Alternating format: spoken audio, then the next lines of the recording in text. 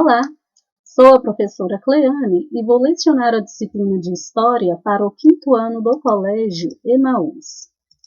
Pessoal, esta aula é correção das atividades de revisão que eu deixei na aula anterior.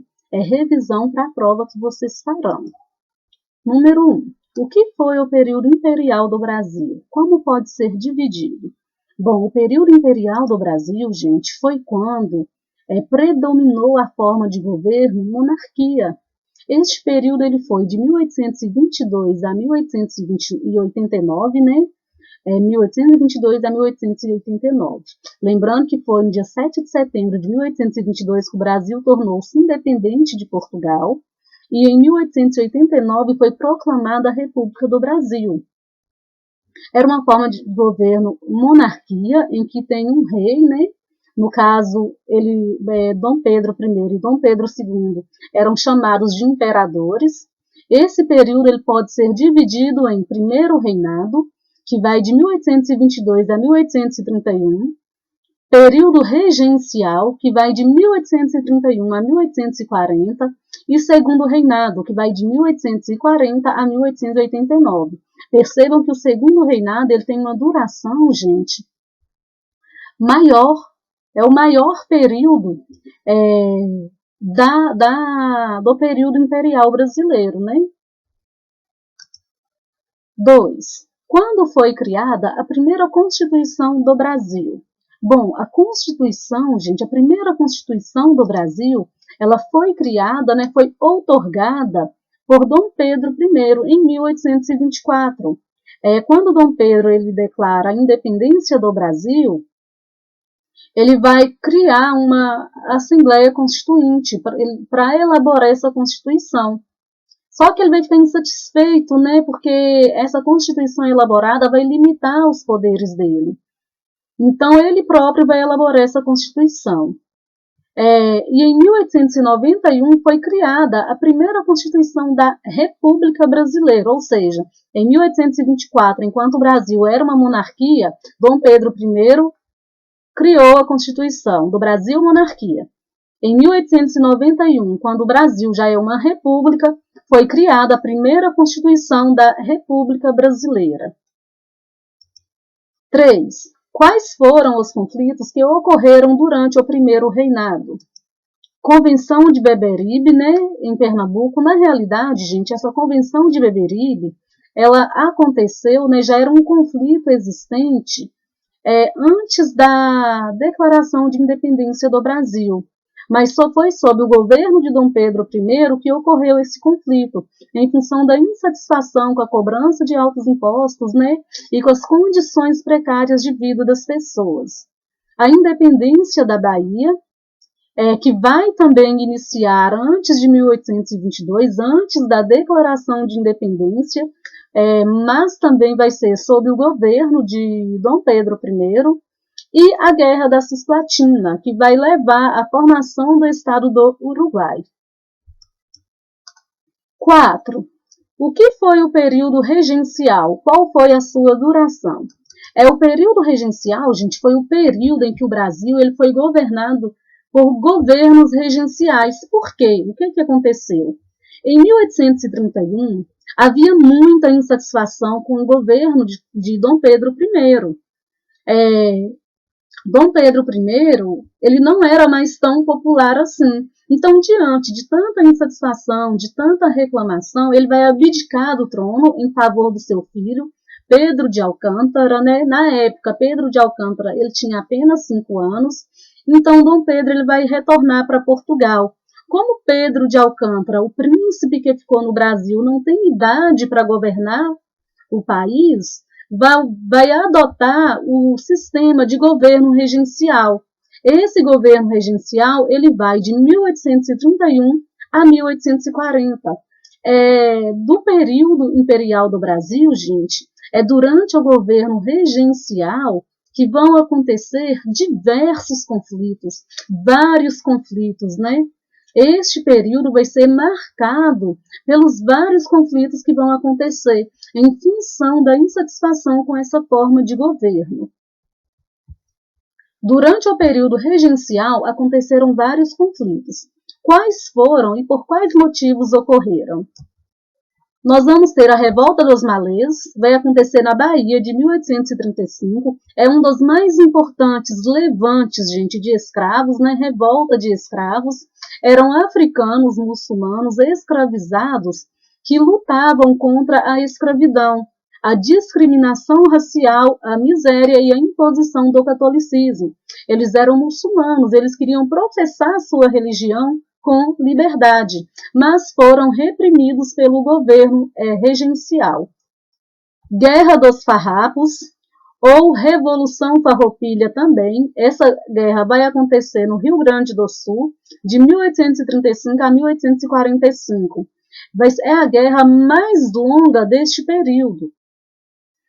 Durante essa guerra, Rio Grande do Sul vai conseguir a sua independência e vai constituir uma república independente, a República do Piratinim. Foi desencadeada pela elite gaúcha que lutava contra os altos impostos cobrados pelo governo sobre os seus produtos. Ao final dessa guerra, gente, vai haver um acordo entre governo e revoltosos, né?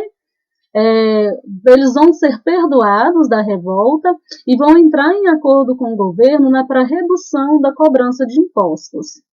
A cabanagem no Grão-Pará, no norte do Brasil, vai acontecer de 1835 a 1840.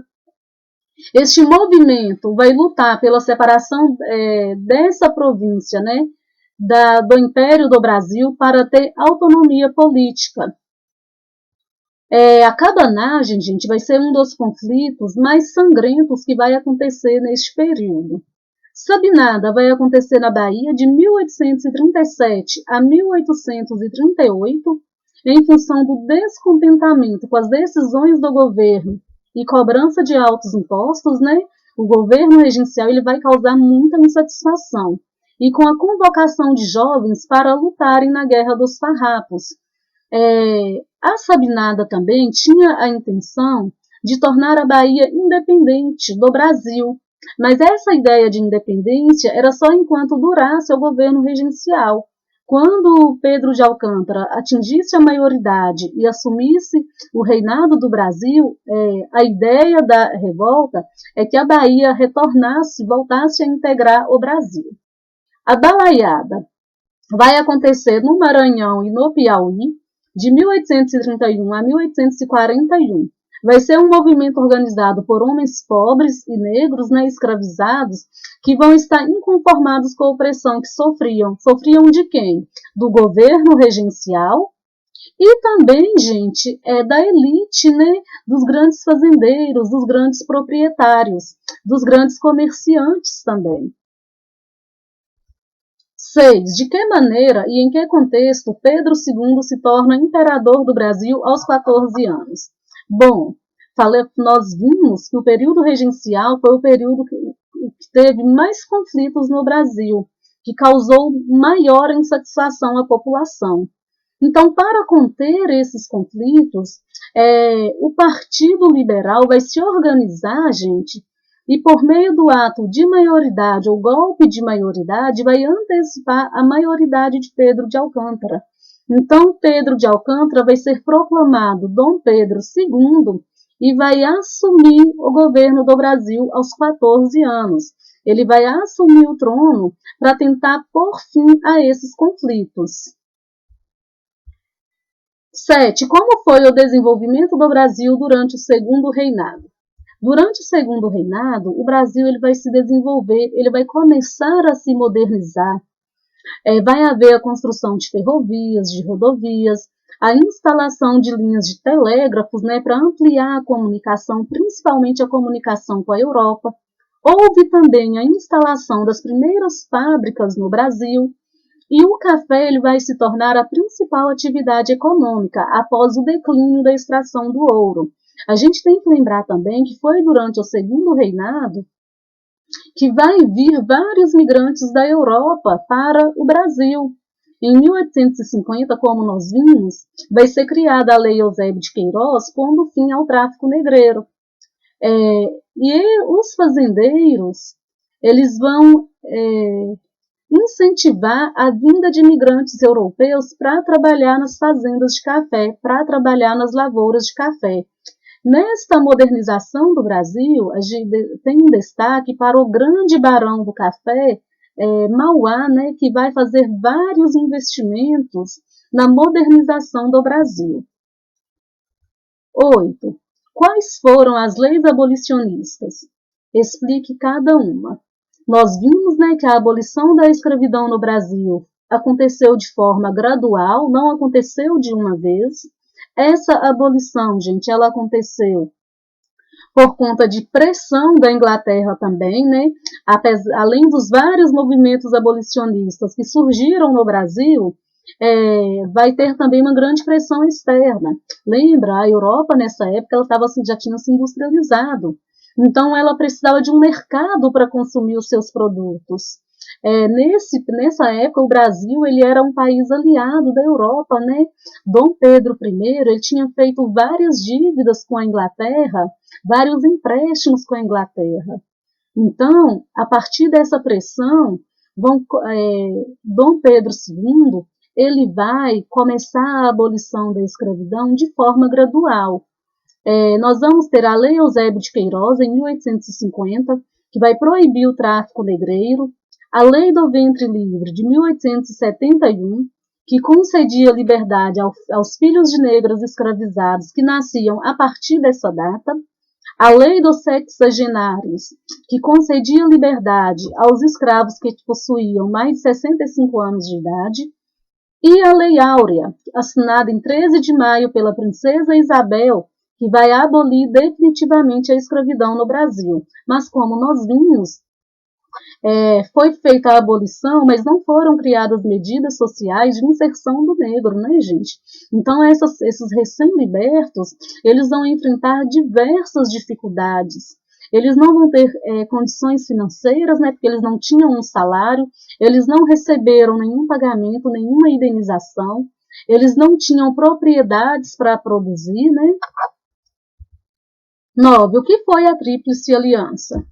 A Tríplice Aliança foi um acordo, né, foi uma aliança realizada entre Brasil, Argentina e Uruguai para conseguir conter a expansão do Paraguai. Nessa época, o Paraguai era um dos países mais desenvolvidos da América do Sul e ele estava querendo expandir os seus territórios. Então, esses três países, Brasil, Argentina e Uruguai, se uniram para conter essa expansão do Paraguai. Brasil vai sair vitorioso, né? Nós vimos que o exército ele vai sair valorizado, né? Quando ele lutou em uma guerra, venceu a guerra, vai querer ser reconhecido pelo rei. 10. Como e quando ocorreu o fim da monarquia no Brasil? Ocorreu no dia 15 de novembro de 1889.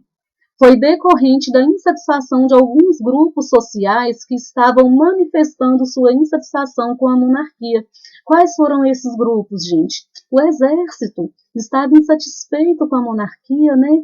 Estava insatisfeito com Dom Pedro II.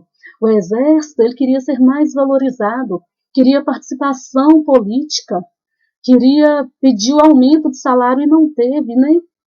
Então, o exército não foi reconhecido por Dom Pedro II. Então, houve um movimento aí para destituir a monarquia, para abolir a monarquia no Brasil. Também vão ser os fazendeiros de café, os grandes barões que vão estar insatisfeitos com Dom Pedro. Por quê? Houve a abolição da escravidão, esses fazendeiros perderam suas propriedades, os escravos, e não foram indenizados pelo governo imperial. Então, eles também vão se voltar contra Dom Pedro II.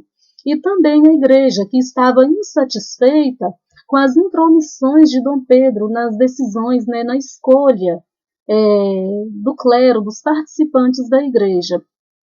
Este movimento, gente, ele vai acontecer, né, de fato, a declaração da República no dia 15 de novembro, em função de um boato que aconteceu no dia 14. Houve um boato de que Dom Pedro II mandaria prender o Marechal Deodoro da Fonseca. Marechal, gente, é o cargo mais alto da hierarquia no exército, tá? E também mandaria prender Benjamin Constant, que também era um militar. Marechal Deodoro, até então, ele estava relutante para pôr fim à monarquia. Mas quando ele ficou sabendo deste boato, ele resolveu pôr fim à monarquia e declarar a República do Brasil. E quando acontece este movimento, não há participação popular, não há participação da maioria da população brasileira. Tanto que grande parte da população não sabia o que estava acontecendo, não entendia o que era isso, o que era o fim da monarquia e a instauração da república. Este movimento foi um movimento organizado pelos militares. Então, a declaração da república foi uma declaração realizada pelos militares. Dom Pedro II, nós sabemos, ele foi intimado, a retornar a Portugal com sua família, a deixar o Brasil, na realidade, a ir embora do Brasil com sua família. Finalizamos a nossa correção. Bons estudos para vocês. Façam uma boa prova, tá? E com muita atenção. Até a próxima aula e lembrem-se, juntos no caminho certo.